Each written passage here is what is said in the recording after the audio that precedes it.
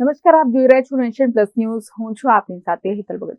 ગંભીરા બ્રિજની દુર્ઘટના બાદ આજે વધુ એક મોટી દુર્ઘટના ઘટતા રહી ગઈ છે. પાદરાના મુજપુર ગામ પાસેથી પસાર થતી મહીસાગર નદીમાં મુસાફરો ભરેલી એક નાવડી પલટી ગઈ હતી. નિર્ધારિત ક્ષમતા કરતાં વધુ પેસેન્જરો બેસાડવાના કારણે કિનારાની નજીક જ નાવડી પલટી મારી ગઈ હતી. આ ઘટનાને લઈને સમગ્ર પંથકમાં હાહાકાર મચી ગયો છે. મહીસાગર નદી પરની ગંભીરા બ્રિજ દુર્ઘટના બાદ આણંદ અને વડોદરાના લોકો નદી પાર કરવા માટે નાવડીનો ઉપયોગ કરી રહ્યા છે. ત્યારે પેસેન્જરને લઈને એક છેડેથી બીજે છેડે જઈ રહેલી એક નાવડી પલટી થઈ ગઈ હતી. સદનસીબે કિનારા નજીક અકસ્માત થયો હોય તમામ લોકોને ઉગારી લેવાયા હતા. આ ઘટનાને લઈને તંત્ર દોડતું થયું હતું. મહીસાગર નદી પર સર્જાયેલી આ દુર્ઘટનાને લઈને મુજપુર જિલ્લા પંચાયતના સભ્ય હર્ષદસિંહ રાજે તંત્ર પર રોષ ઠાલવ્યો હતો. તંત્ર દ્વારા લાઈવ જેકેટ જેવી સુવિધાઓ આપવામાં આવતી નથી એવા આક્ષેપો હર્ષદસિંહ રાજે લગાવ્યા હતા. આજે સવારે મુજપુર મુકામે જે ગંભીરા મુજપુર બ્રિજ જે તૂટી ગયો છે તેના સંદર્ભમાં જે કર્મચારીઓ છે, રાહદારીઓ છે અને આરસપરસ એકબીજાને જોડેલા જે લોકો છે આણંદ અને વડોદરા જિલ્લાથી, તે સવારે એક દુર્ઘટના ઘટી છે. પણ સદનસીબે માં મહીસાગરના આશીર્વાદથી કોઈ જાનહાનિ થઈ નથી. તેમજ તંત્ર દ્વારા કંઈ પણ એવા લાઈવ જેકેટ કે બીજા અન્ય ઉપકરણો આપવામાં આવતા નથી.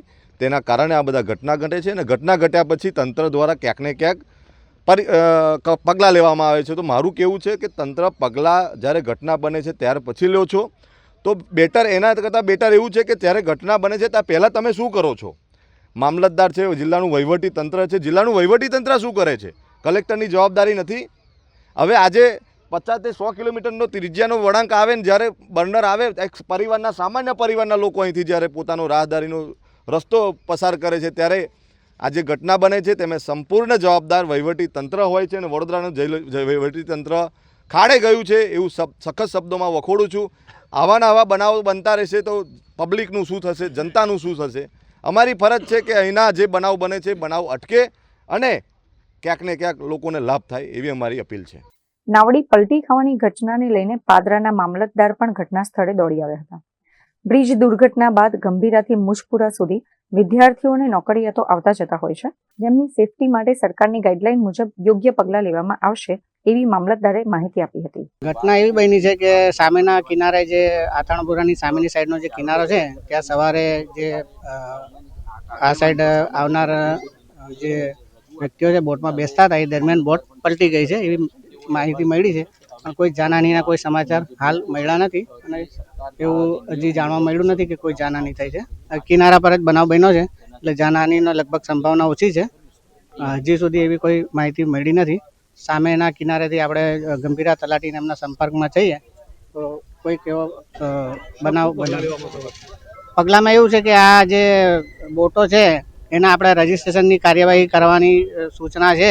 એ પ્રમાણે જે જૂની બોટો છે એ લાકડાની નહીં પણ જે સેફટીવાળી હોય એનું રજીસ્ટ્રેશન ને એવું બધું આપણે સરકારશ્રીની જે નવી ગાઈડલાઈન આવી છે એ પ્રમાણે કરવાની કાર્યવાહી ચાલુ છે અને માહિતી આપણે મંગાવી રહ્યા છે કે કોણ એમાં ઇન્ટરેસ્ટેડ છે કે જે બોટ રાખવા માટે ઈચ્છે તો એમને જરૂરી ફી ભરીને પછી એમનું રજીસ્ટ્રેશન કરાવવાનું રહેશે ને એ પ્રમાણે આગળની કાર્યવાહી હજી હાથ ધરવામાં આવી છે.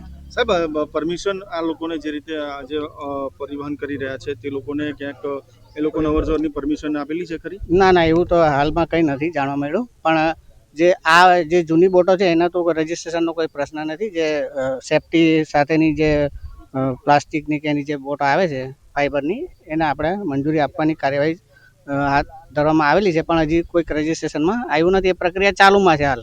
સર, 800થી 1000 લોકો છે અહીંયા આગળથી નોકરી ધંધા અર્થે આવતા હોય, વિદ્યાર્થીઓ પણ આવતા અવરજવર કરતા હોય, તેવામાં આપના ધ્યાને આ વાત છે ખરી કે અહીંયાથી આટલી મોટી સંખ્યામાં લોકો છે તે અહીંયાથી નદી મારફતે છે તે નાવડી મારફતે જઈ રહ્યા છે? ના, એવી જાત માહિતી નથી મને. પણ આજે મને એવું જાણવા મળ્યું છે કે એ સામેના કિનારેથી આ બાજુ લોકો કંપનીમાં કામ કરવા બોટમાં બેસીને આવતા હોય છે. પણ હવે આપણે ઉપલા કક્ષાએ ધ્યાન દોરીને એમાં ઉકેલ લાવવાનો પ્રયત્ન કરીએ છીએ. સાહેબ, શું કાર્યવાહી કરવામાં આવશે? જે રીતે એમાં જે બોટનું રજીસ્ટ્રેશન કે એવું જે કોઈ ઇન્ટરેસ્ટેડ પાર્ટી હોય તો એ સારી બોટોનું એ કરે તો એમાં આપણે પછી એમને લાઇસન્સ ને આપવાની કાર્યવાહી કરશું.